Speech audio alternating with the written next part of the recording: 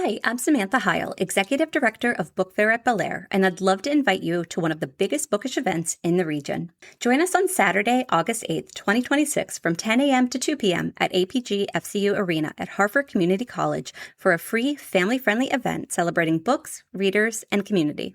Book Fair at Bel Air features more than 110 authors and vendors, best-selling featured authors, kids' activities, face painting, story time, arts and crafts, photo ops, and plenty of fun for readers of all ages. Whether you're a lifelong reader, raising future bookworms, or just looking for a unique day out with the family, there's something for everyone at Book Fair at Bel Air. Learn more at www.bookfairatbelair.org or follow us on Instagram at Book Fair at Bel Air. We hope to see you there this August. Coming to you from the Freedom Federal Credit Union Studios, Hartford County Living presents Conversations with Rich Bennett. Slow pitch affairs.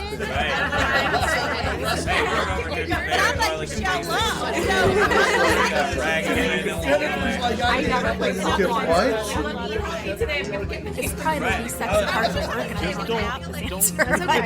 No. The truth is. What would you do if, after more than 50 years, you discovered that the story of your life wasn't actually the story you thought it was? Imagine learning at age 52 that you were adopted and that nearly everyone in your family had known except for you. Then imagine finding out that the answers you've spent a lifetime searching for may never come up from the people who raised you because dementia has already begun stealing their memories.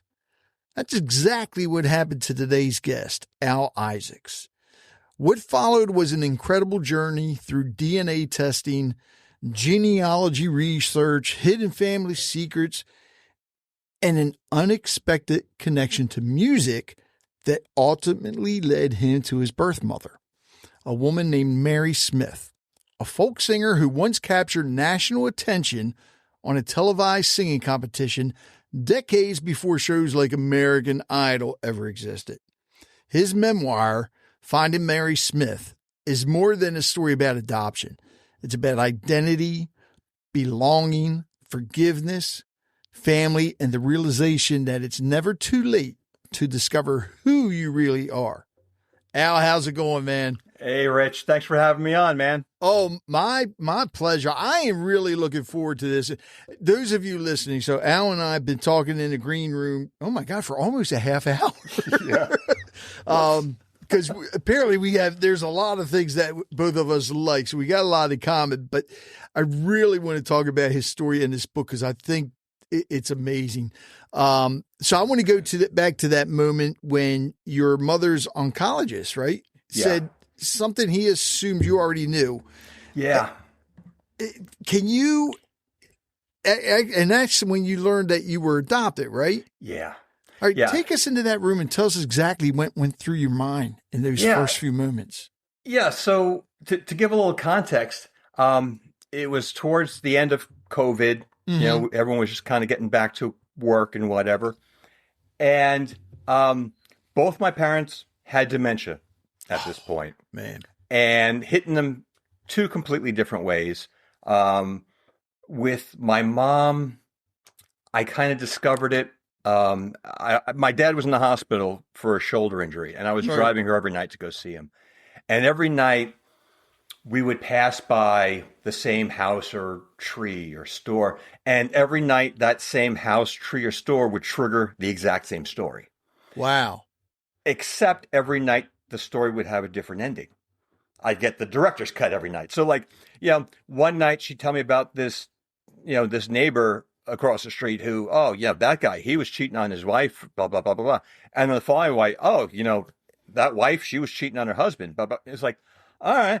And like the first couple times I would try to correct her and she'd get angry with me. Right. So I would just go, all right, I'll let it ride and see.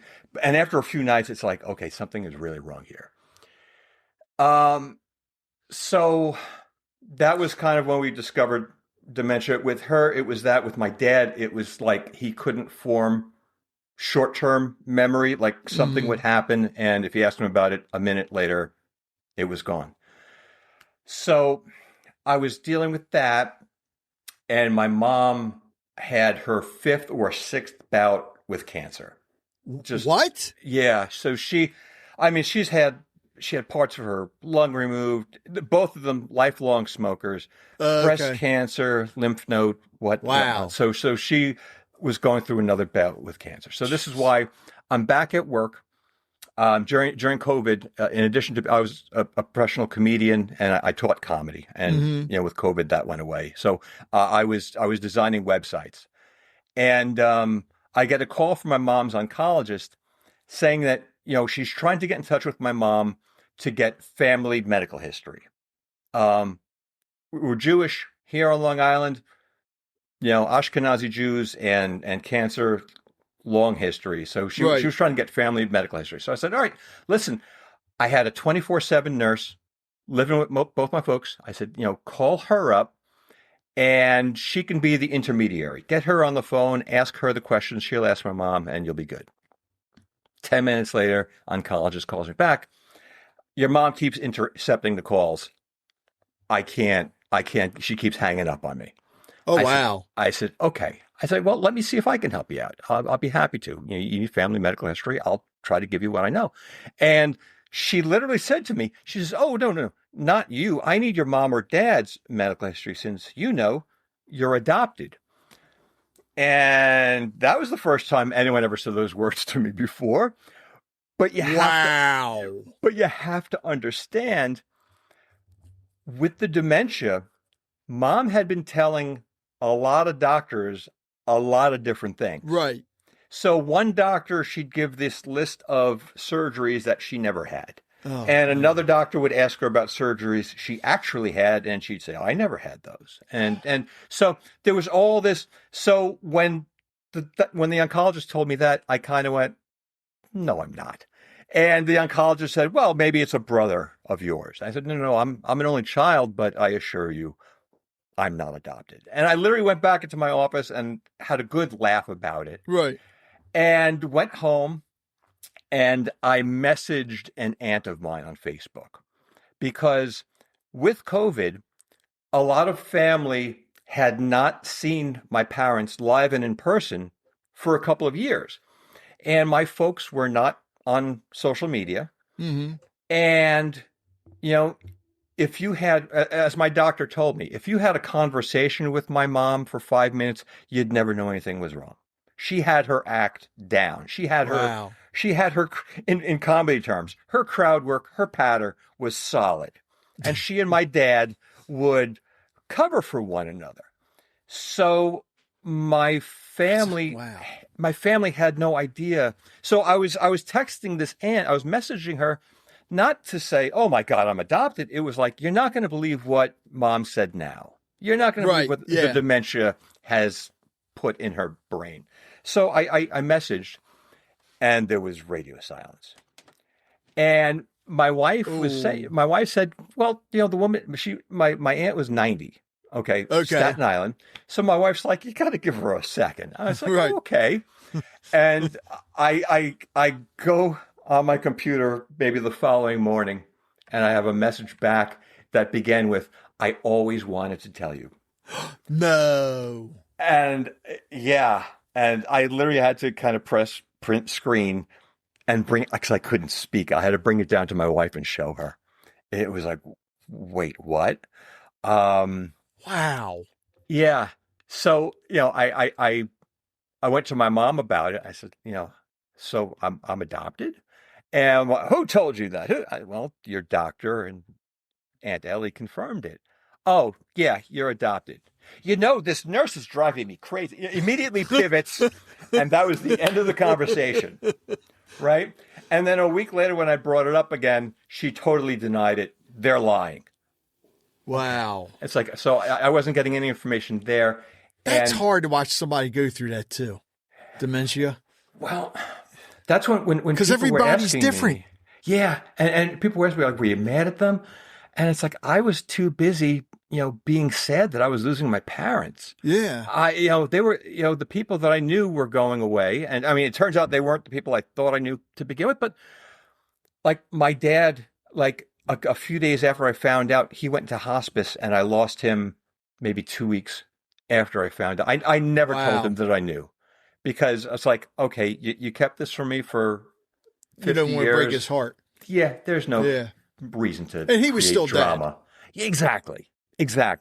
This changes nothing. Yeah. You know, it's like you had your reasons, and I'm not going to find out what they were, but Right. okay, you know. Man. Yeah. I'm sorry, I cut you off there, but go ahead. No. You know, it was a lot. There was so much going on. Yeah. At the moment. So to ask me like, what was that like? You know, it would have been different if all that stuff wasn't going on. It would have been different if I found out 20 years earlier, but it's like, that's when I found out. And it was kind of a shock, like you were saying, not just that I was adopted, but that my whole family knew and nobody told you. Which, first off, my folks, my parents could not keep a secret to save their lives. Okay. They kept that one pretty good. Well, this is what I think. I think that this was so big, it was taking up all the bandwidth and they couldn't fit anything else. Because like if you were watching Planet of the Apes and your dad was walking by, what are you watching? Planet of the Apes? Yeah, it's monkey. That's Earth. You know, like, oh, okay. Ruin everything. Like, you know, so I don't know how we did for 50 years. I don't know how we went to any family functions. I don't know how we went to weddings and like some drunk uncle at the end of the night walked by and go, by the way, your mom and dad hate your mom and dad. Good night. You know, right. It's amazing that it never slipped. And all of them knew. Yeah, they all knew, but no one close enough to me. Like I was an only child. I didn't have brothers or sisters. Right. To kind of go, that's weird. You know, like there would be a slip up or something. I was not like my interests. We were talking before about wrestling and music and other stuff. My interests were not like my parents. My dad and me with wrestling is one thing, right? But like I've been a musician since I'm 6 years old. I've been playing the drums, if you want to call that a musician. I know some people, but whatever. What do you call a guy who hangs out with musicians? A drummer.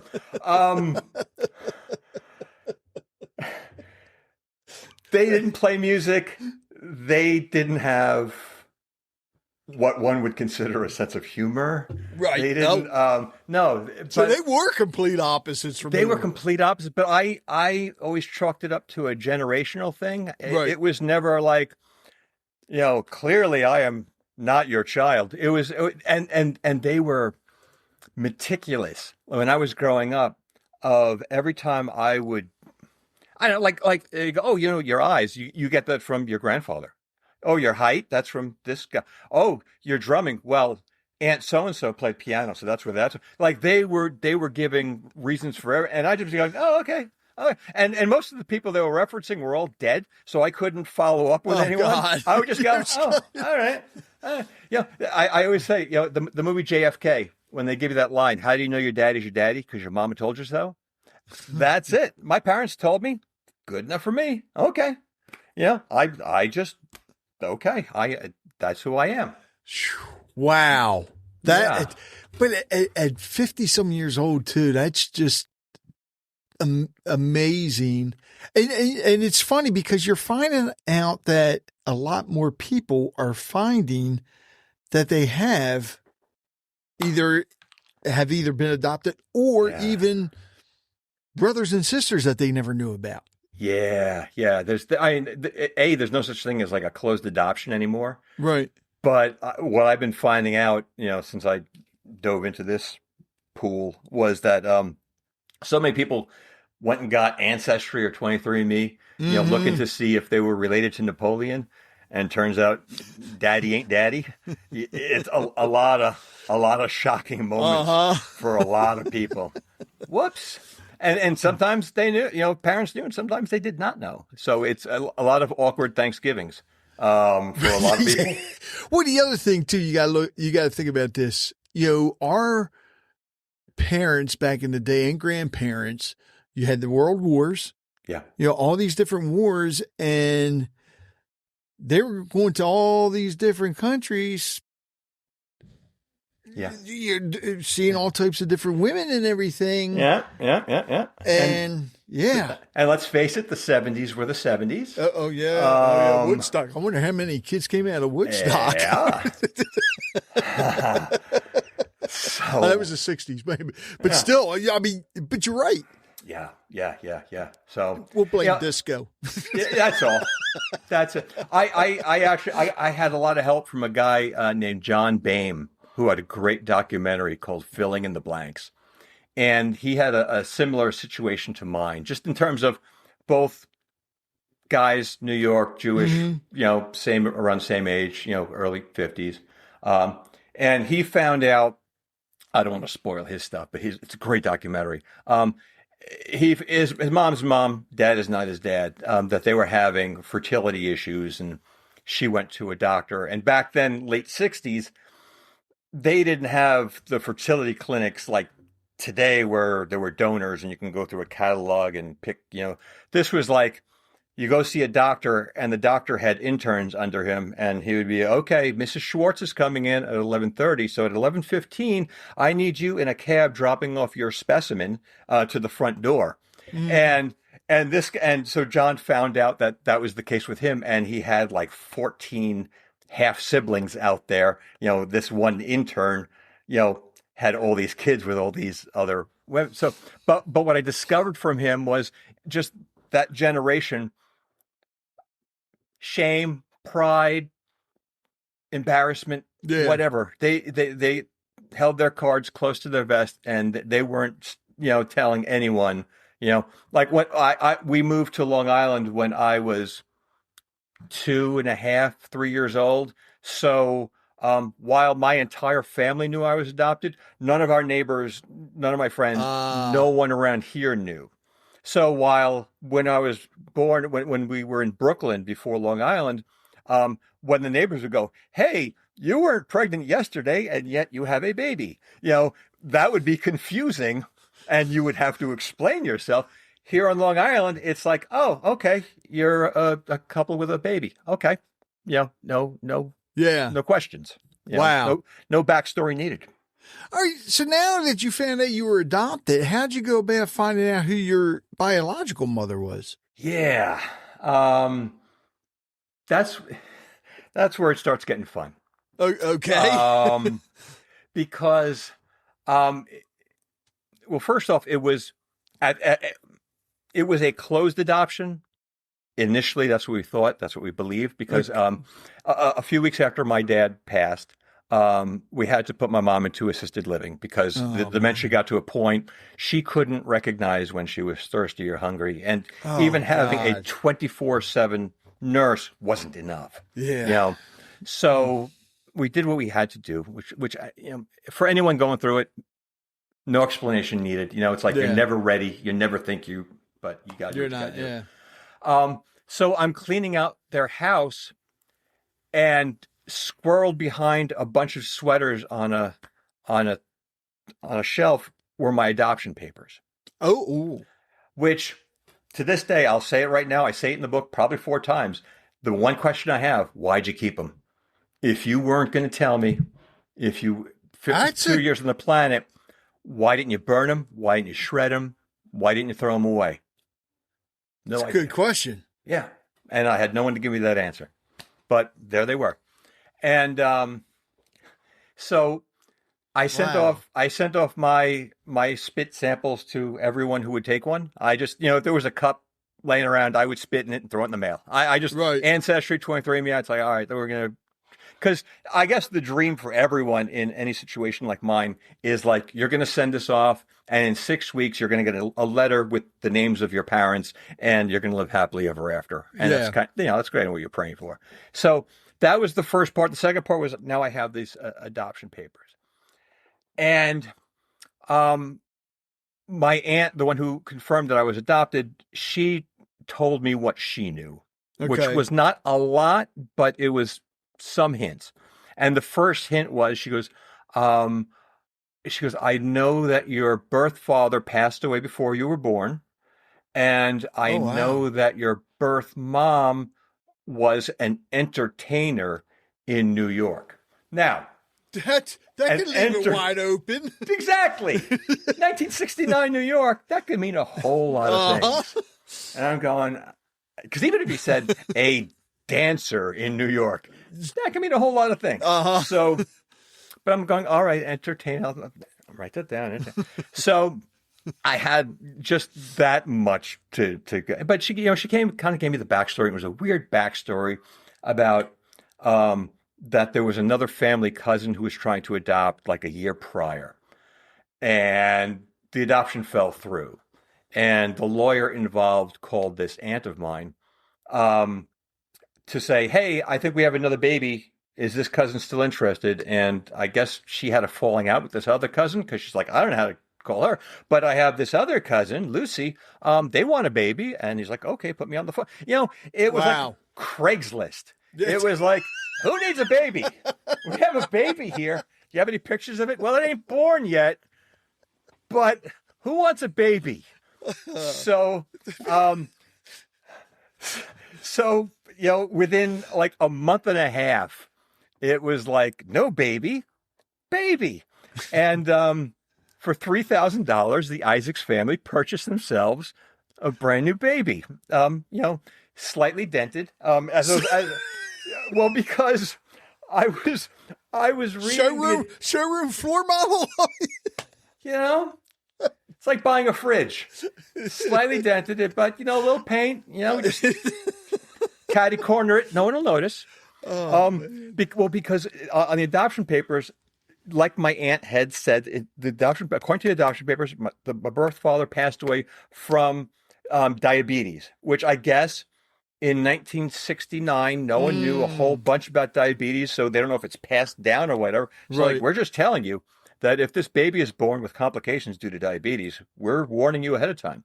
And it was very nice of them because according to the papers, you're giving us the $3,000 now. You have, let's go with Best Buy. You have the 90-day option to return the baby, and we will credit you the $3,000 towards a new baby. To actually have on paper how much you were paid for and the return policy on you is nuts. Trust me. So we had this information, and this is what we were going on. And I got to tell you, between dealing with my mom, dealing with my dad passing away, and finding all this stuff, it was just a roller coaster ride. Yeah. And thank God I had my wife and son here to kind of help me out and know when to step in and support and when to kind of step back. Because there were a lot of times when I was like, yeah, I can't do this. I can't. I'll tell you this real quick.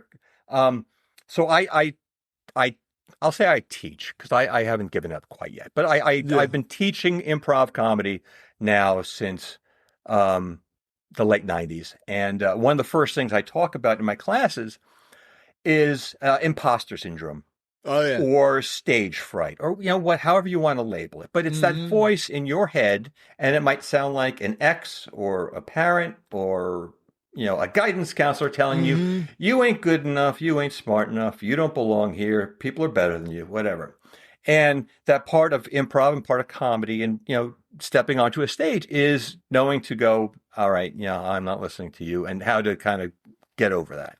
So being a performer as many years as I have been, I've gotten over that. I love to perform. I love getting up on stage. So I thought that voice was gone. That voice was looking for an opportunity to come back. I was going to say, you got a lot of material you can write now. Yeah. Which, by the way, when I went back to the oncologist a couple of days later and went, hey, by the way, you were right, I am adopted. She realized how many HIPAA laws she had violated by telling me that. And I'm going, I'm a comedian. Don't worry. You've just given me 3 years of material. We're good. There will be no lawsuit. We're fine. So, but that voice of you're not good enough now came back to me at weird times going, you don't know your parents' names. You have no idea where you come from. And a good one was, the only blood relative that you actually know is sleeping in the other room. It's your son. Other than that, you don't know anyone. So Wow. that was a lot. That was a lot to deal with. And, while I wasn't doing a real good job of processing all this stuff that was happening between the, kind of like, were you mad at your parents? I was like, no, I was losing my parents. And now I officially lost my parents. I dove into the work of finding people and finding who I was and where I came from, probably in a really unhealthy way, almost an obsession, because I didn't want to deal with the other stuff. Right. And it's like, even like writing this book, I started writing it really early on when I probably should have been sitting down and talking to someone. I was just spilling it out into my computer. But yeah, so that was, wow. That was kind of the first step. Oh, so I should mention this around this point. So while I was waiting for my DNA results, I had these adoption papers. I said, well, here's a good idea. Not knowing what I'm doing. I don't know what I'm legally entitled to or anything, but there's a name of a lawyer at the top of these papers, and there's a law firm. I don't know if he's still alive, but maybe the firm is still open, or maybe someone else has his documents, and maybe I can contact them and see, I don't know what I'm entitled to, but maybe they can, point me in a direction. So the guy's name at the top of the papers was Stanley Mickelman. So I Googled Stanley Mickelman, expecting to find out if Stanley was still around or if his firm was still around. And all of these articles began popping up about Stanley Mickelman, the nation's most notorious baby broker. Get out of here. Turns out I was a gray market baby. Turns out that my adoption was not entirely legitimate by the book on the up and up. So for you folks at home who are playing along, a black market adoption would be, Rich has $200. I've got a baby. Let's meet in a parking lot and we'll swap. Right. A gray market adoption, which is something that Stanley kind of came up with, is we're going to do this privately, and I'm going to represent Rich, who's looking to adopt the baby, and I'm going to represent Al, who has a baby. And this way, I can put whatever I want on all this paperwork because no one's overseeing it. No one has to validate a thing. So, wow. Legality, schmegality. Here's what we're going with. So I found out I was a gray market baby, and that not only was I going on very little information, I was going on completely falsified information. The stuff that I did have wasn't true, because he was just kind of going, okay, this will make things easy. And the first example of that was, you remember that whole thing about my birth dad passing away before I was born? Yeah, not so much. So, what? So, oh my God, this had to be an emotional roller coaster that derailed several times for you. Yeah, every day was a new plot twist. Every day. And this was really the way that things went. It's like, I go to tell an aunt that dementia has done this, and she tells me, no, you're adopted. I go to do this to get information. They go, oh, no, it was a great, the stuff you have is all lies. So when we first officially found that out was, it was one of those moments where I gave up, where I was like, this is killing me. I can't do this. So my wife went to her sister, Victoria, who is awesome. And she's a whiz with a computer and doing research and stuff. She does that. Mm-hmm. And she found, well, here's what happened why I gave up at that moment. I had gotten my ancestry results back. Okay. And where I'm hoping to get, here's your mom and here's your dad. It was like, here's 6,000 fifth cousins. It's like, oh, this helps me. Not at all. Except there was one person that was coming up as a cousin that my wife is looking at the DNA percentage and her age. And she goes, I don't think this is a cousin. I think this is an aunt that they're just mislabeling. Right. So I did a little homework on her, and she hadn't been on Ancestry in a year. So I'm like, well, that's pointless to reach out to her through that. But I found her and I found her daughter on Facebook.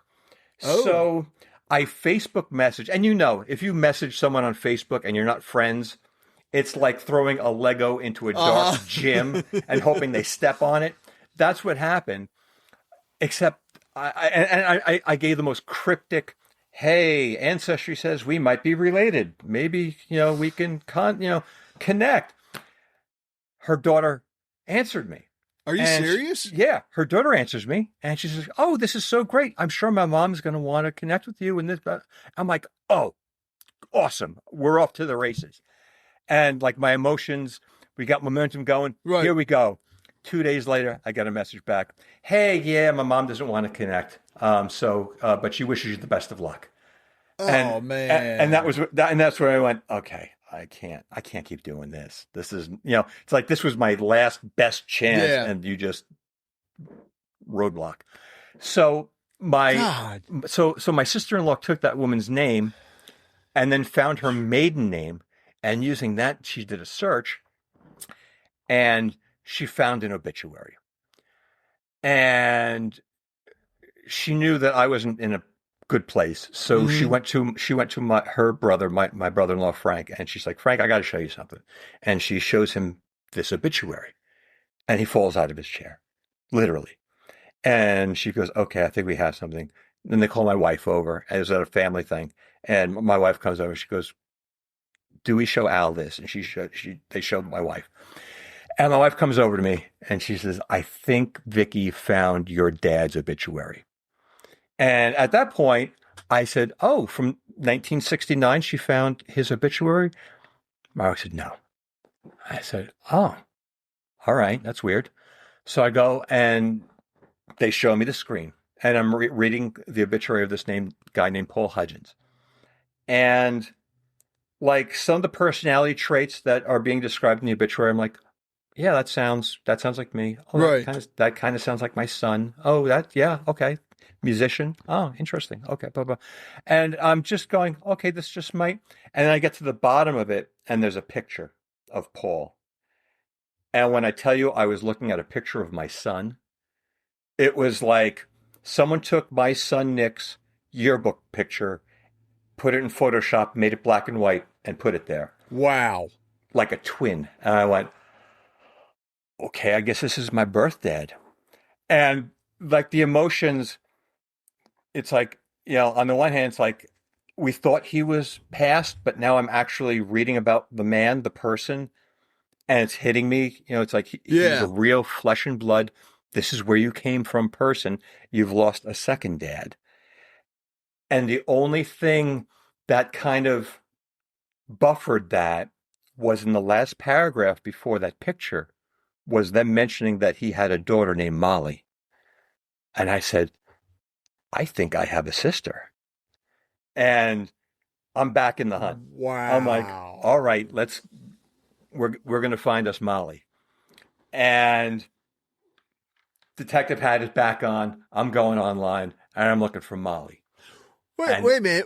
You say, because you thought he had passed in 69. Yeah. So what was the year? 1998. What? 1998. He just, Stanley Mickelman, in all his wisdom, decided, you know what? Rather than get the okay of the father of this child, we'll just say he's dead. This way, he has no rights to it, and he can't prove that he's the father because we're not going to put his name on any birth certificate. We're just going to put deceased. Wow.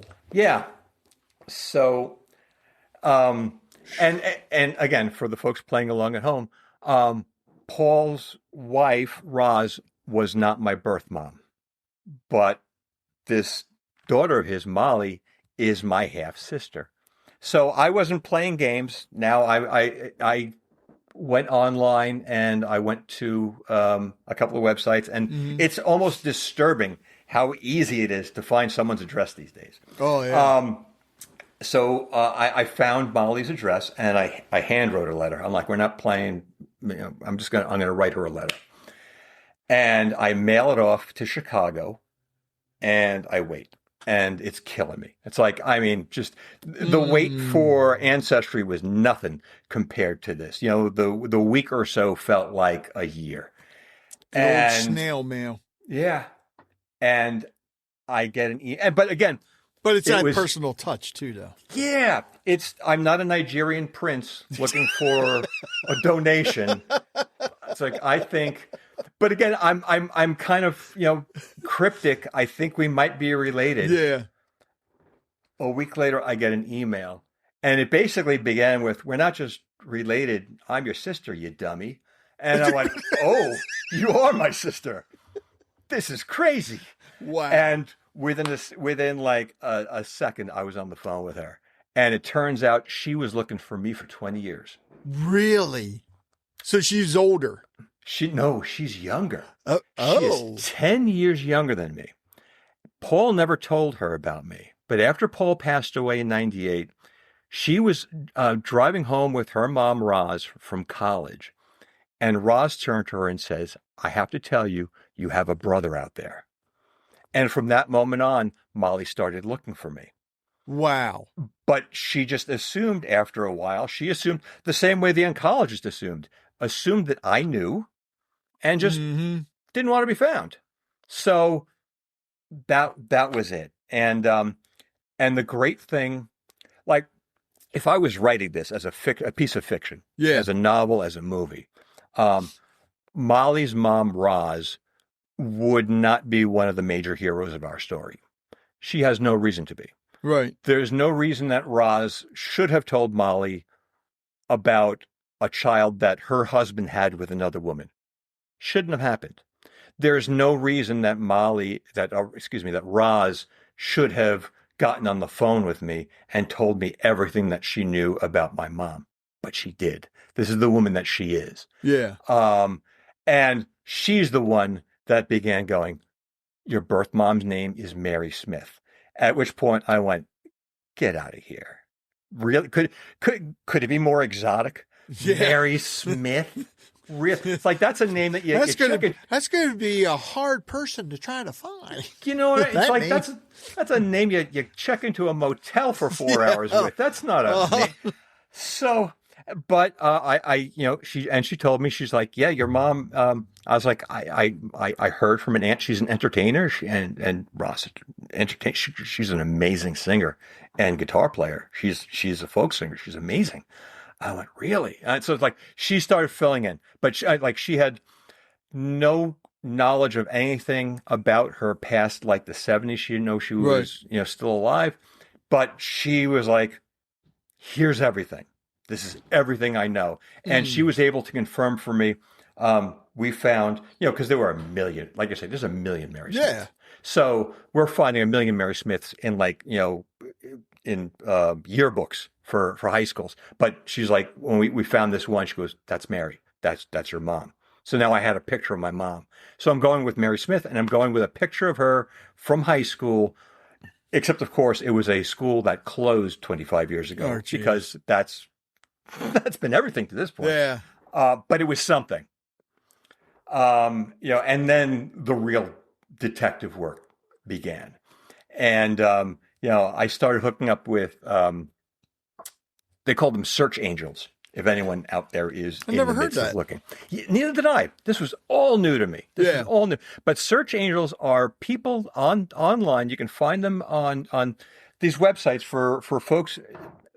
We call ourselves NPEs. They're people who have non-parental events. Okay. Or late in life adoption. And there's a lot of us. But in these groups, there are these folks called search angels, who are people who either used to be detectives and cops, or people who have done this themselves and know all the shortcuts. Okay. And they're like, "This is how we find the people you're looking for, whether it's siblings or parents or whatever." So I dove into the world of search angels, and I had a couple of really, really good ones. But the thing is with them, they're very much of like percentages and like, okay, we're going to go back 5 generations to this one because you match in DNA, and we're going to try and work backwards. And, there's this, possibility that it might be that, like, everything is numbers. Yeah. And I'm very much like the tangible, let me see something. And I go a lot into it in the book. There's a lot of stuff, but what ended up happening was, my niece, I have two incredibly talented nieces, Samantha and Caitlin, both extraordinary in their own way. Samantha, give her any instrument, she'll pick it up and master it within 3 hours. And Caitlin is a performer. She's doing summer stock right now. Oh, wow. Incredible, talented singer, actress. So, but my wife is like, if Mary is as good as Roz said, maybe it is like our niece Caitlin. Because every time Caitlin does a show or a performance or something, there are newspaper articles. There's stuff. So maybe Mary has a paper trail. So I went to my search angels and I said, you're doing amazing work. I said, but you got to do me a favor because I'm kind of obsessed about this. I was like, and see if you can find any articles. We know, I mean, I was finding little things. Right. There were people who trusted me along the way that, it could have went either way. There were like classmates and other people who like got and were giving me hints and clues where Mary was at different points in her life. That, I knew she was in Michigan, then I found out it was more like Flint, Michigan. Then I found out it was actually Civic Park, Michigan, the school district. So I said to them, I was like, here's where we know Mary grew up. Here's the general area. I was like, do me a favor. See if there's any information about Mary as a performer in any articles, any reviews, anything. I was like, and afterwards, like reading my emails, I sounded like a complete jerk, like emailing them going, I know you've been doing this for 20 years, but being a comedian, I'm telling you how to do your job. You should do this instead. Now go. Like they could have very easily went, thanks, it's been nice knowing you. But I told them, I was like, look, at the very least, you'll tell me no, and I can like drop this and do something productive.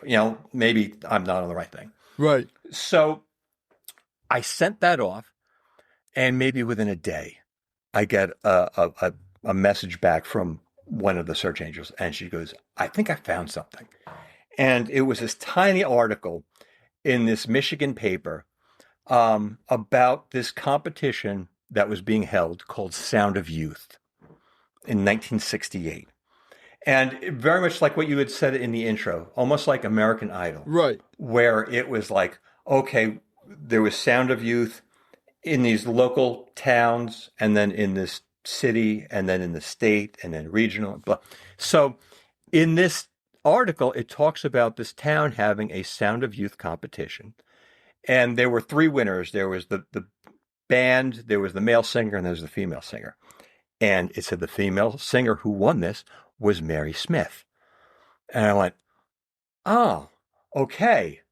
It's like me being the internet guy. I'm going, okay, now I have Mary Smith, I have singer, but I also have the search term Sound of Youth.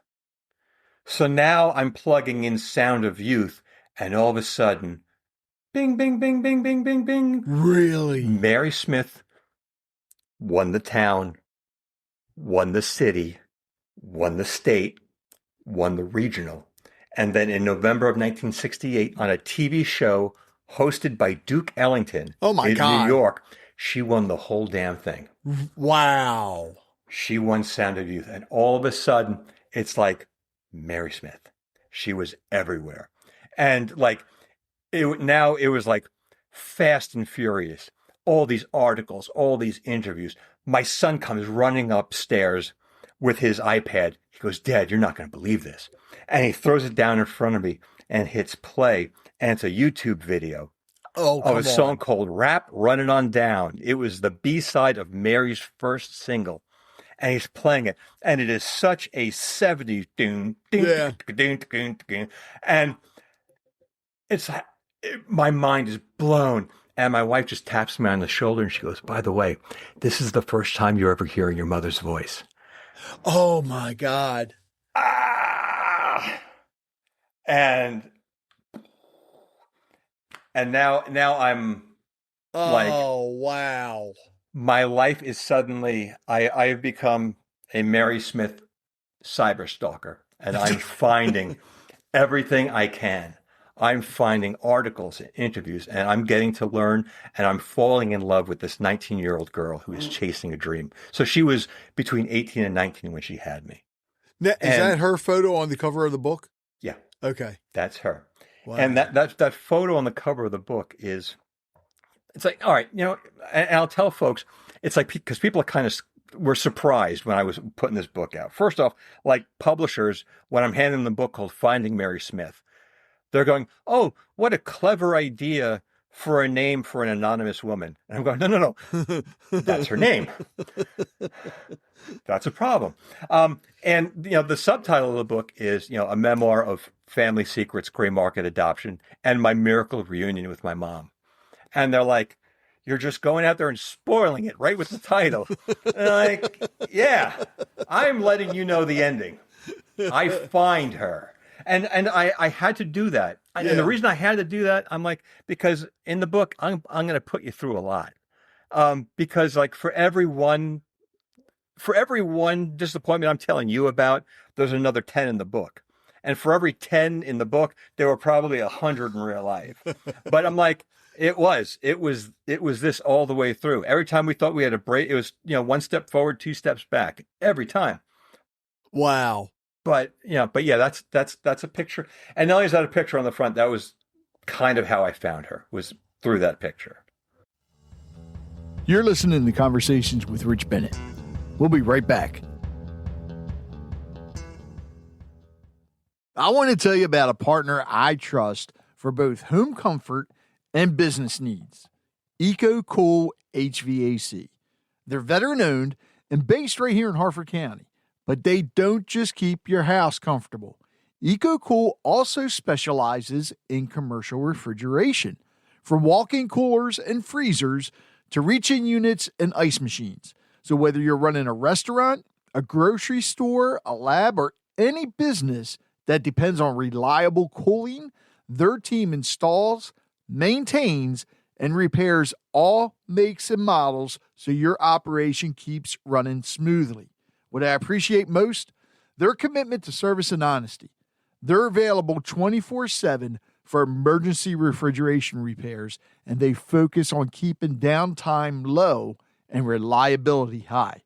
For a team that understands your needs and shows up when it matters, call EcoCool HVAC at 443-324-9714. Again, that's 443-324-9714, or visit EcoCoolHVAC.com. That's EcoCoolHVAC.com. Comfort and reliability you can count on.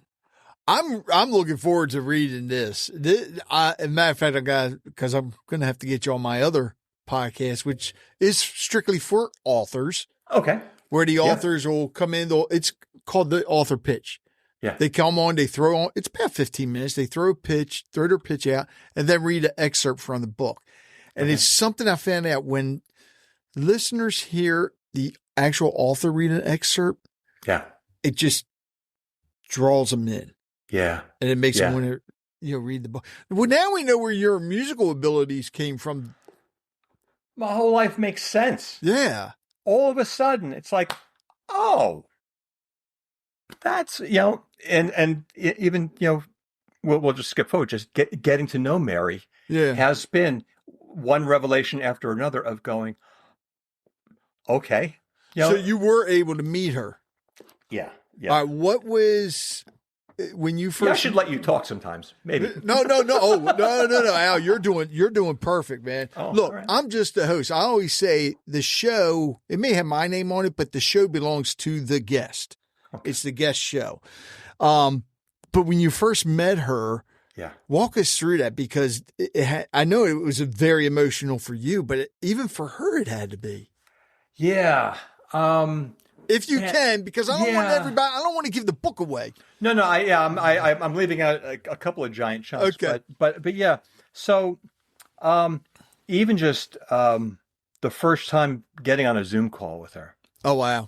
I mean, I was like in my brain, I'm an improv guy, so usually Yeah. I'm flying by the seat of my pants. I'm jumping out of the plane and then putting the parachute together, Right.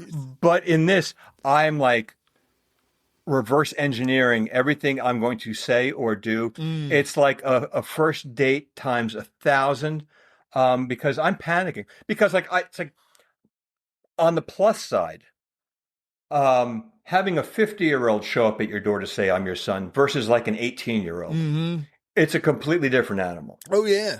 And I'm not coming to you with, why did you abandon me? Why, completely not the vibe. I'm a grown man. I have my own family. I have my own life.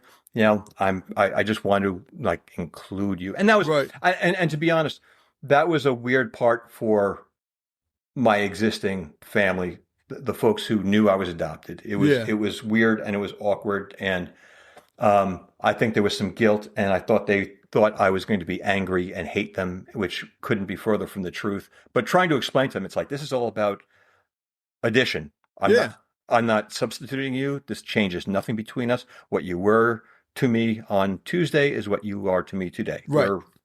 But I think it took them a while to realize that I meant that. Yeah. But with Mary, coming to her at this time, because she thought the same thing that Molly did. She thought I knew, but just didn't want to find it, because she looked for me on and off. But so Stanley Mickelman, a year after the adoption took place, the birth mom has to come in and sign some papers or whatever to finalize everything. And she went in, and apparently Mr. Mickelman left my folder in front of her and said, I have to go to another room and do something for a few minutes. Please excuse me. So that Mary could open the folder and see, your baby's name is Albert Isaacs, and he's in New York, and these are his parents. So she knew my name, and she knew where I was living and that. So over the years, occasionally she would look for Albert Isaacs. Yeah. Except I wasn't going by Albert Isaacs. I was going by Al Isaacs. So if you're doing a search for Albert, none of my articles, none of my comedy shows, nothing was going to pop up for you. So she had no idea what I did with my life. She had, but she was hoping for the best. But she assumed I knew and just didn't want to find anyone. So I'll start with the very first Zoom call that we had was ridiculously emotional. Yeah. And but I'll tell you, the very first thing I said to her before she said a word, I said, I don't know you, but I love you. Oh, wow. You gave me life. Like, my parents gave me a life, but you gave me life. It's like, this is, the choice that you made, and I thank you. And my wife like followed suit. She's like, you gave me, the two men in my life, me and her son. And she's, it's like, I could never, thank you enough for that. And so that was kind of the note that we started off on. And, there were so many things going through my mind. I didn't want to come across as a psychopath. Because for almost 9 months, almost a year, I had been reading about this girl and falling in love with this girl. I was falling in love with this idea of a person. And now I'm meeting her flesh and blood, having, lived her own life. She never had any other kids. But that was one of the questions that I had going in. It's like, man, I am about to drop a bomb in someone's life. That I have no idea if she has more kids. I have no idea if she ever told her husband. And the way I told my wife, I was like, this is the second time in Mary's life that I am showing up unexpectedly. So, so we had a great conversation, video, my family and I and Mary. And then I got Mary on the phone, and we just had more personal conversations. And the one that sticks out was one of the first ones that we had that was so cool was we started talking about our favorite gigs. Like, she was telling me about this one show she did at SMU that there were supposed to be 80 people to show up, and there was almost 2,000. And she played for them, and she's like, I started this one song, and you could hear a pin drop. And, it's like, it was, and then I was telling her about, a couple of these different shows that had a lot of meaning to me personally. Right. And my wife came to me afterwards. She was, I didn't mean to I wasn't eavesdropping. I wasn't, but, to hear you guys talking about that. She goes, do you know what the one thing that neither of you mentioned in talking about any of these shows? You never talked about what you got paid. Because with my parents, my dad was a Wall Street guy. Right.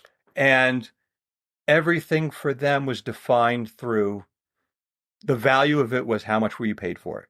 It was, you did this show, how much did they pay you? Dad had a great show, really good. How much did they pay you? How much did they pay you? And with Mary, right out of the gate, we got each other. And it was like, it was the no, love. It wasn't. Yeah, it was, were you artistically satisfied? Yeah. Did you get the reaction you were looking for? Did you get new material from it? Did you, what was special about that night? Not the paycheck at the end. Right. And it was like, yeah, we completely got each other's vibe. And that was amazing. So like, wow. oh yeah, that's the other thing I should mention. Mary lives in England. What? Mary lives in England. So yeah, because having Mary Smith, that wasn't enough. She had to leave the continent. In 2007, she got married and moved to England, and she lives in a beautiful little town. And so I flew to England. Okay, good. Okay, I was like, but like for 4 days, which when you factor in travel is like 2 hours. It was crazy. But I'm like, I'm going to dip my toe. I don't want anyone to be uncomfortable. This is the first date. And I want it to be like, if it's not working out, hey, we tried, right. But I'm nice to meet you. Glad to know you. Take care now. And it was almost the same thing like with Molly. It's like nothing, just because we're blood, nothing says that we're going to jibe or that this is going to, turns out, I have this amazing sister. Turns out I have this amazing mom.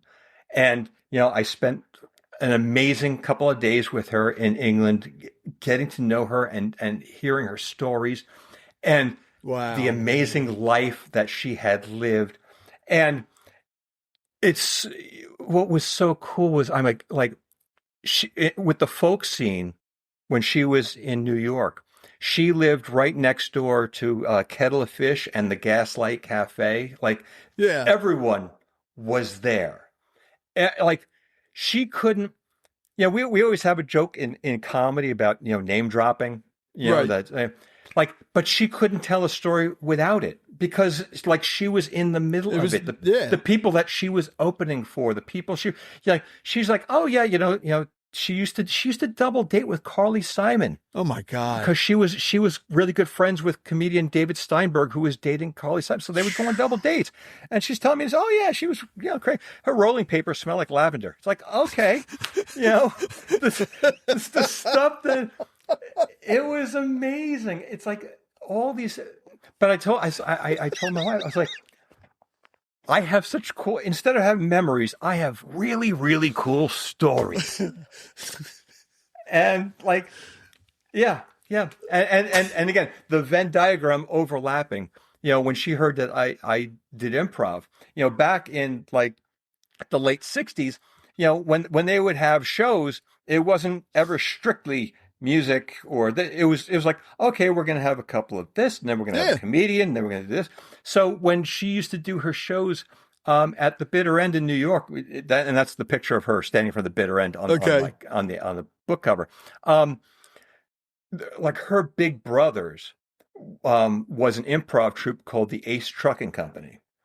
And why does that sound familiar? Well, they probably were on the Tonight Show maybe 60 times. Okay. And like their members, like the guy, you remember the guy from the beer commercials? You can call me Ray, you can call me Jay. Yeah. He was one of their members. But the lead guy in it was Fred Willard. Oh, really? Who was like, Mount Rushmore. Yeah. Like she said that, I went, what?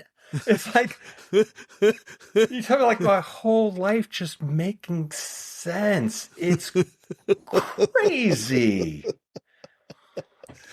But, but I will say this, because this is the fun part, but, it's like,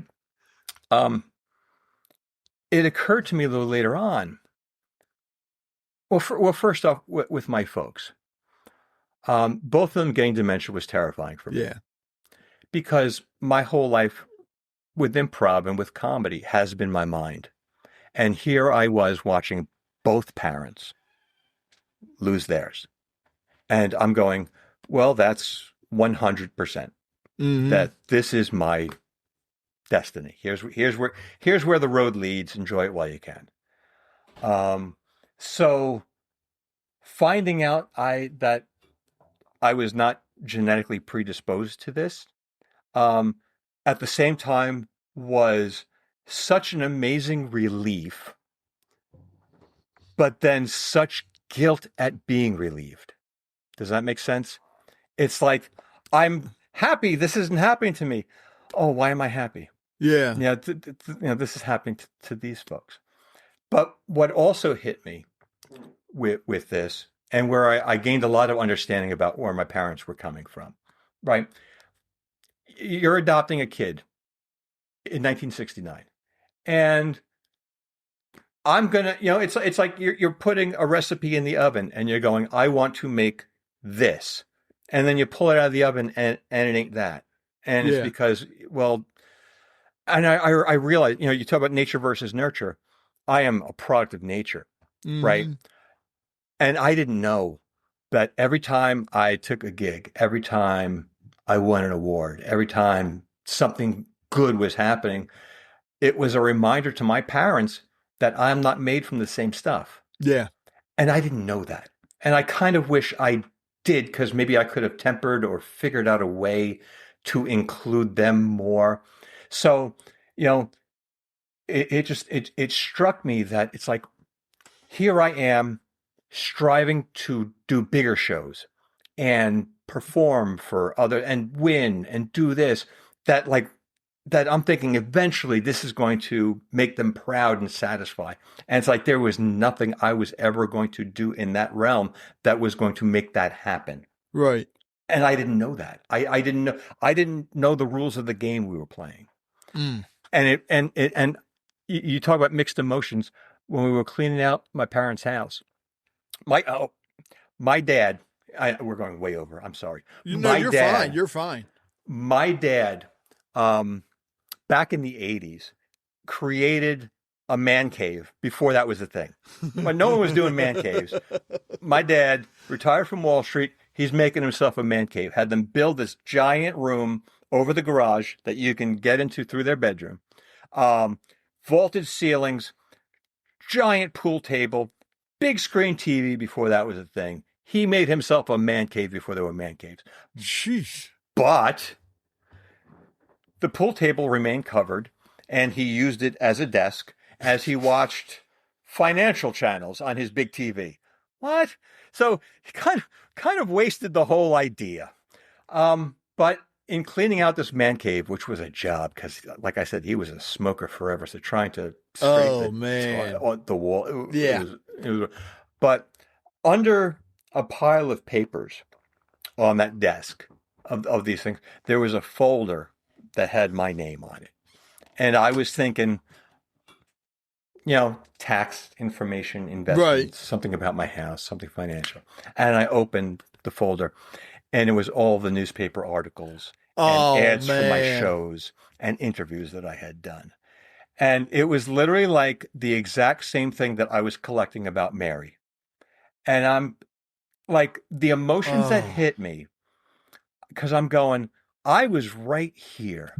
I would have talked to you about this all day long. Anytime. It's like, because part of me is going, oh, maybe he was proud of that. Yeah. Maybe he did. But man, tell me, I was right here. It's like, were you hiding this from my mom? Why? Some of them didn't know how to. Yeah. That's the bottom line. That's the bottom line. Yeah. And, that part, it's like, at the same time, it made me so happy, but it broke my heart at the same time. Wow.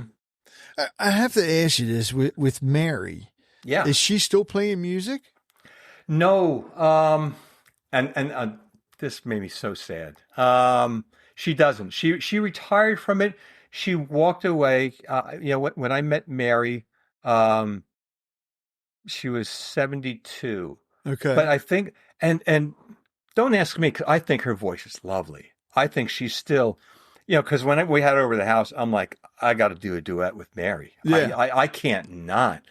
But she's like, no, I don't sing anymore. Like I understood with her guitar with arthritis, Right. She couldn't play yeah. because she was a finger picker. Mm-hmm. Yeah. But I'm like, because every now and then we went to a park when she came. I forgot to mention that. After I went to England, a year later, she came to New York. Okay. And she stayed with us for a week. And we took her around to all the places that were important to us. And then she took us into Manhattan and to the city and to the village and showed us all the places that she used to play. And all that. Oh, And wow. that was just priceless. In fact, she took us to this one restaurant called Arturo's that was around the block where she lived. And she waitressed and bartended there while she was singing. And they took a picture of her and it's still hanging over the bar. But the picture looks like it could have been taken last week. And she's like 21 in it and she's gorgeous. Wow. And like they told us, they're like, people sit at the bar and just stare at it, not realizing that this woman is now in her 70s. But Yeah. it's okay. But that being said, yeah, so she doesn't sing anymore. But like her friends, and oh yeah, that was the other, her friends, as soon as they heard she had a son out there and were reconnecting with, they started sending me pictures and photos, and they started sending me these great videos of her performing in nightclubs and stuff. And like just awesome. The one and boy, I'll tell you what, eBay. What a the stuff that I found from her on eBay, because she was singing, she was doing her stuff, she was doing backup stuff. There was a guy named Barry Mann who, Barry Mann wrote on Broadway, wrote a bunch of different songs. So when all these like songwriters began going, hey, I should sing my own stuff, he went to the studio. He had Mary sing backup. So if you find Barry Mann's version of on Broadway, Mary's doing backup on that. But when she was in the studio, they had extra studio time. So recording at Jimi Hendrix Electric Lady Studios, Mary cut this promo album with this guy that was never released. So fast forward to Al looking for Mary Smith memorabilia. I found the reel-to-reel being sold. Oh, come on eBay. It's in the closet behind me. It from because the guy who was the assistant to the producer thought, oh, maybe someone would want to buy something from Jimi Hendrix recording studio. It's like, yeah, that's but not because it's his name, right? Wow, because even he's that's going, amazing. Mary Smith. It's some unknown person. No, it's Mary Smith. So yeah, so I was finding all, but like her stuff was so good. Yeah. Wow. I wish she was still, but also, she had long COVID that she's still kind of working on again. So man, I still got my fingers crossed that when, she gets the other side of that, that maybe she would. I was going to say, because that sing. would be pretty cool if you two could not just do a duet together, yeah, but even a show together where she's singing and you're doing your stand-up. Yeah. That would be cool. That's kind of the dream, ain't it? It'll happen. Yeah. It'll happen, man. Look, all the searching you did, all the work you did, I have a funny feeling you're going to make it happen. When I look back, they always talk about how when you're living life forward, none of it makes sense, but you look back and you go, oh, that's why that, and that's why that, and that. That was this whole journey.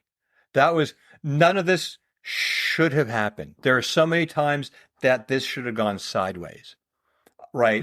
All it would have taken was one. And I tell people, I'm like, because people say to me, oh, are you angry that you didn't find out 30 years ago? And I won't lie. There's a part of me that's like, man, would I have loved to take my little sister trick-or-treating? Yeah. Of course. All those years. But the realist, the person who's looking at this, black and white, this happened exactly when and how it was supposed to. Mm-hmm. Because had I found out 5-10 years earlier, New York had different laws when it came to finding your pre-adoption birth certificate. New York didn't allow you to do DNA tests through the mail. And DNA tests were not where they are now, right? Well, yeah. So that part wouldn't have happened, right? It was literally there. Had I found out a year and a half, 2 years later, my aunt who first confirmed that I was adopted since passed away. 2 other people who were early on giving me clues passed away. So it was like there was this window for this to happen. Right. And that's when it happened. Before or after, none of this happens. Wow. So this was exactly when and how it was supposed to happen. With the book, Yeah. have you thought about, and of course you would have to get her permission, but have you thought about putting like a QR code where people can, if she allows you to like upload music to Spotify, where they can click on that QR code and have the playlist? Don't tell me you did that. Go to alisaacs.com. That's ALISAACS.com. Yeah, because you know what? I'm going to jump to the side for 1 second. I'll put a pin in that. I'm going to come around to it. Okay. The hardest part of writing a memoir, I found, is knowing exactly when to begin and when to end. And I chose something fairly dramatic to begin the story. And the ending I kept pushing the goalpost on that, right? Because I kept going, okay, the natural end for this is me getting on the plane to go visit Mary. And then that visit was unbelievable. I'm like, okay, it's going to be after that. Okay, I'm going to include this. Oh, Molly's coming? Oh, okay. Oh, Molly just gave birth to my niece. Oh, well, got to include that in the book. And we kept going back and back. And I'm going, I don't know how to end this book. So while I was searching for Mary, there was a search going on parallel to that, which was, man, I wish I could find Sound of Youth. Right? The TV show that she won.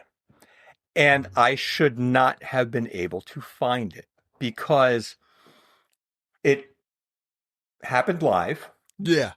And shows from that time period, unless it was, a TV show that, there was a library that they were going to put into syndication, or it was something that they were going to air again and again. It only aired the one time. Almost every door I knocked on, they went, yeah, it's probably gone. And it's 1968. Yeah. No one's got VCRs. That's not a thing. So no one taped it. They're like, you're not going to find it. And I went to WOR, which is the studio here in New York where it originally, they taped it from and it aired from. WOR doesn't exist anymore. So I went to the studio that took over all their stuff, and they're like, yeah, no, we don't have that. I contacted Duke Ellington's people at the Smithsonian. They have a collection of his stuff. They're like, no. They actually had his diary that mentions it, which was really, really cool. Wow. But he didn't have it. So I'm finishing up writing the book, and I'm doing my research because I'm a crazy when it comes to context. Yeah. I'm a deep dive kind of guy. Right. And the way I wrote the book is I'm taking you on my journey. I should be telling this on the other podcast, but I'm telling you now. We can repeat it myself. I'm going step by step how I did this. But before I make any discovery, the chapter before, I'm telling you the story about the discovery so you understand why it's so important. Right. So before I talk about finding, stuff about Sound of Youth, the chapter before, I tell you the story of Sound of Youth and how it came to fruition and the guy who's making it and so on and so forth. Like, I tracked down the producer's son to see if he had information. Wow. And everyone was great, but no one had it. Right. So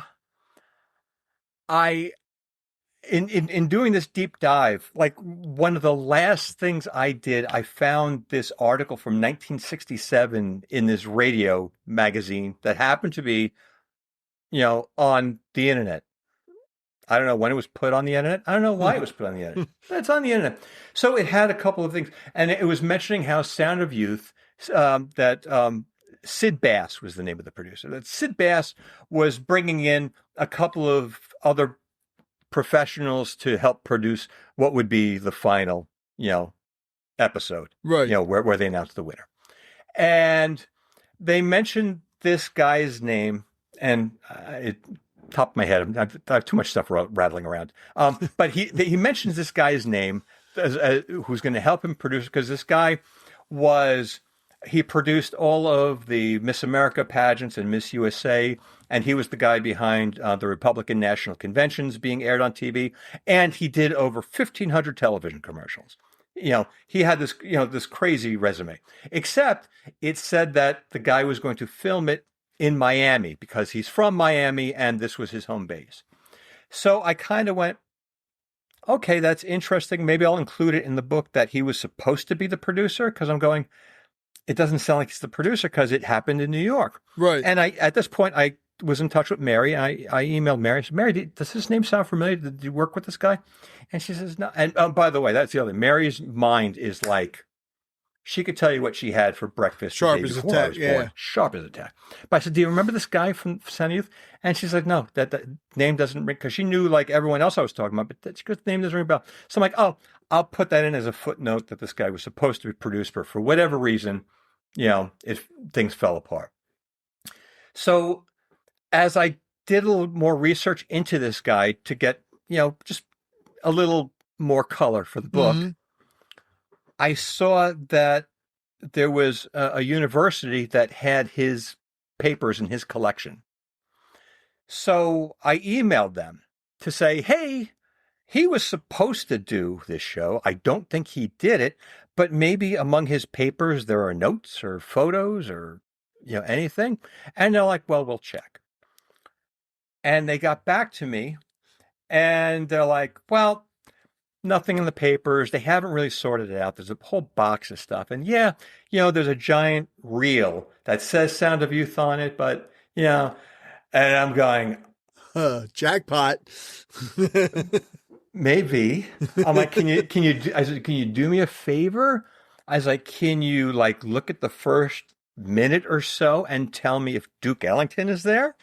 And they're like, well, it's on this really rare kind of videotape, so we don't have the player here. And I'm going, guys, you're killing me. Because in the back of my mind, that little voice who's trying to get my attention is going, Sound of Youth. It's like, this is probably a TV commercial for a bunch of 8-tracks, and you're going to waste $1,000. I'm like, no, we're going to, all right. I was like, all right. I was like, we're going to roll the dice. I said, do me a favor. Is there someone that can, transfer this? Can we get this digitized? And they're like, well, we could. But then they sent me a picture of the reel, and I have the picture in the book. And on the picture, it had a sticker on it that said WORTV. I'm going, that's it. That's it. And again, they're trying to temper my expectations. They're like, this tape, it's been sitting here. I don't know how it's, for the past 50 years. It might look okay on the surface, but bacteria, blah, blah, blah. It's like, do it. And they did it, and it was Sound of Youth. It's the show. And wouldn't you know, she is the very first face you see when the show comes up. And it's like, emailed her. I was like, Mary, I found it. And I literally went, I've got the ending for my book. And it's like, this was my national treasure part 2. I found Sound of Youth. So yeah, so if you go to my website, Alex, and I put it in the book too, I edited down and you can see her performance on Sound of Youth.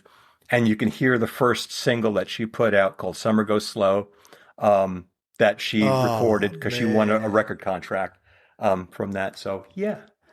How was her reaction when she saw it?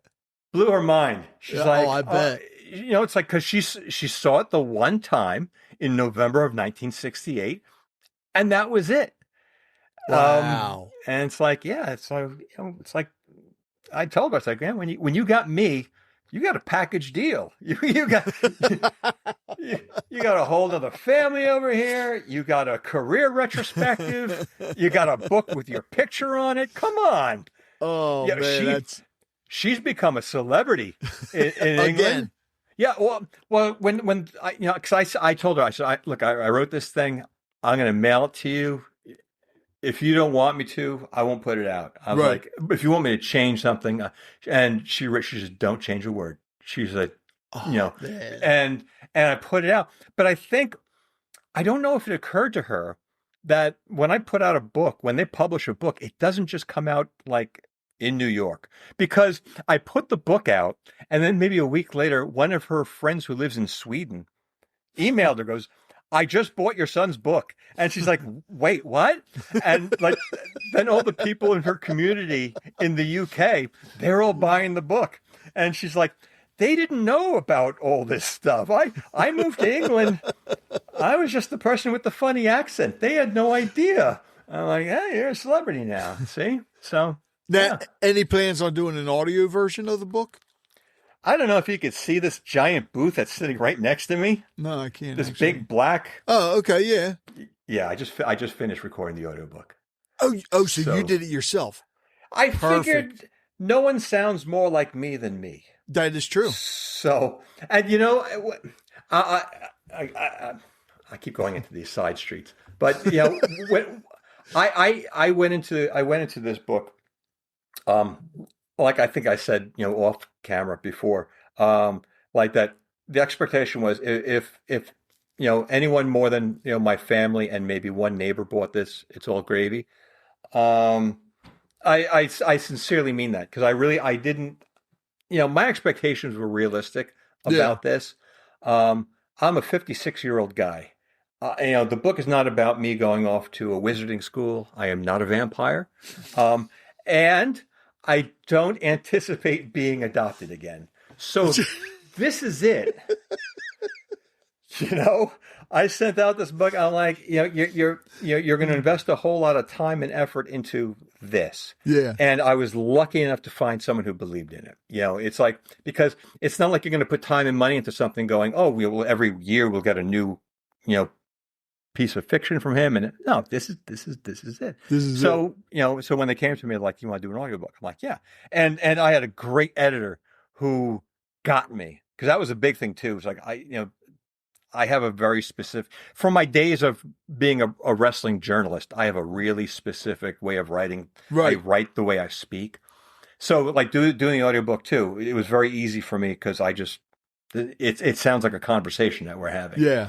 But there were even a couple of moments in the book like, hey, Al, this, sentence you have here, do you really want to go with that? It's like, that's the way I talk. I was like, because even if you change it in the print, when I go in the booth, that's how it's coming out. It's coming out. Yes. Yeah. They go, oh, okay. We're cool with that. So Word Woos Publishing was awesome with me. I so appreciate everything they did for me. Man, those of you listening, you know what I'm going to say already. When you purchase the book, Finding Mary Smith, a memoir of family secrets, gray market adoption, and the miracle reunion with my mom, make sure you leave a full review after you read it.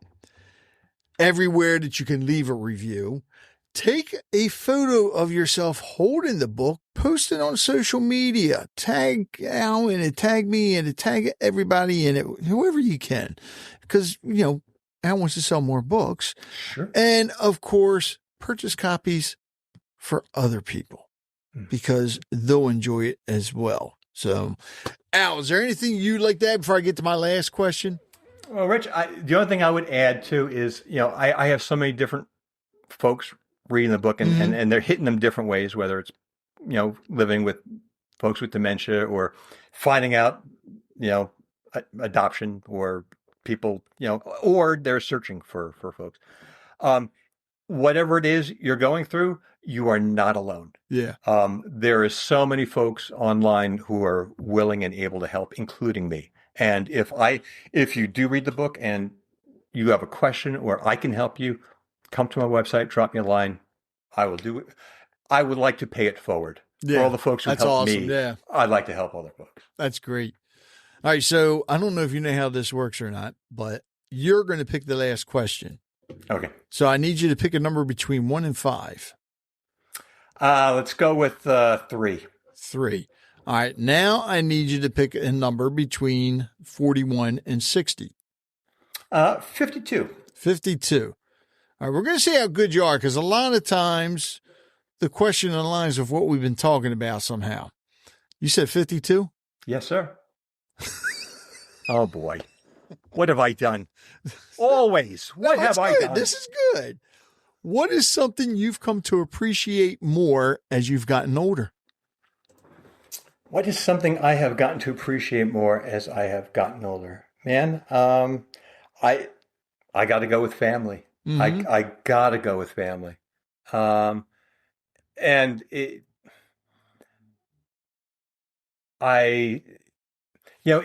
doing interviews and stuff in the book appearances, the author's appearances and writing, I have been talking about my family a lot. And in writing the book and in recording the book again and reliving a lot of it, I realize, man, how lucky and fortunate and blessed I am. And I couldn't have done any of this without my beautiful wife. I could not have done any of this without my amazing son. Their support for me at every step has been beyond amazing. Yeah. And I love them so much. And everyone has stepped up, and Molly and Mary and I tell folks, because when I do interviews with folks like yourself, and they say to me that I should be really happy that my book gives hope to people, who are looking for someone. But I've read enough stories online and in these support groups to know that it doesn't always end up. In fact, that's true. Yeah, it usually doesn't. And I tell folks, if you have the chance to find someone out, if because people come up to me saying, this says I have a half brother out there and I have his email. Should I? And I'm like, 1,000,000% yes. It doesn't mean you're tied to them for life if it doesn't work out, but you'll never have that regret. Improv was always yes and. You just you do it and you deal with it afterwards. And how many of us have a cousin or something? It's like, okay, once every 5 years we drop a line. You're not. It's no commitment. But I realize that in my situation, it's like the Oscars, right? Mm-hmm. When someone gets up there and they're holding that statue and they say, see, this is proof that dreams come true. It's like, no, this is proof that your dream came true, because there's 4 other people still in their seats who had that exact same dream. Didn't come true for them. Oh, so, so my biggest hope is that, this helps folks. And man, if you get half the satisfaction that I got, if you, whatever answer you need to hear, because it isn't always the one you want. Right. But, whatever it is that you need that will help you move on, I hope you get it. So family. Yeah. That's a great answer, because, and see, that question did align with what we've been talking about, because your family grew in a way that you weren't expecting. No. And for the better as well. Yeah. Or for the good, I guess you could say, well, better, good, whatever, Mm-hmm. Yeah. And now it makes sense to why you're the musician, the comedian, and now author. Yeah. Who knows what's on the list next? And Al, thanks a lot, man. It's been a true honor and a pleasure. And like I said, you're going to have to come on again, because we got to talk wrestling. We got to talk. There's so many different things. And I'll just, I'll make it easy. I'm just going to send you the link to the other one. So. Please. Why? Make it a lot easier. Come on. Al, thanks a lot, man. Thanks, Rich. I think what makes Al's journey so powerful isn't just that he discovered he was adopted at 52 years old, or that he found his birth mother through an incredible series of twists and turns. It's that his story reminds us that our identity isn't defined by a single moment or even a single family. It's shaped by every person who loves us, every challenge we overcome, and every truth we're willing to face, even when it's painful. His journey took him through grief, unanswered questions, family secrets, DNA searches, and more dead ends than anyone should have to experience. But instead of giving up, Al kept searching. And in the process, he didn't just find Mary Smith. He found pieces of himself that had been waiting to be discovered all along. I also hope that you take away something else from this conversation, whether it's adoption, dementia, family relationships, or simply wondering where they belong. None of us truly know what someone else is carrying. A little grace, a little compassion, and the courage to ask questions can change lives. If you'd like to learn more about Al, pick up a copy of Finding Mary Smith. It's an unforgettable memoir that's filled with mystery, heartbreak, hope, humor, and ultimately the incredible reminder that it's never too late to discover who you are or where you come from. Al, thank you again for joining me, and thank you for reminding all of us that sometimes the answers we're searching for have been waiting patiently for us all along. Until next time, I'm Rich Bennett. Thanks for listening, and remember, every great conversation starts with someone willing to listen and someone willing to share. And now it's your turn. Join the conversation by sharing this episode, leaving a comment, or reaching out to me directly. Take care, be kind to one another, and I'll talk with you again soon.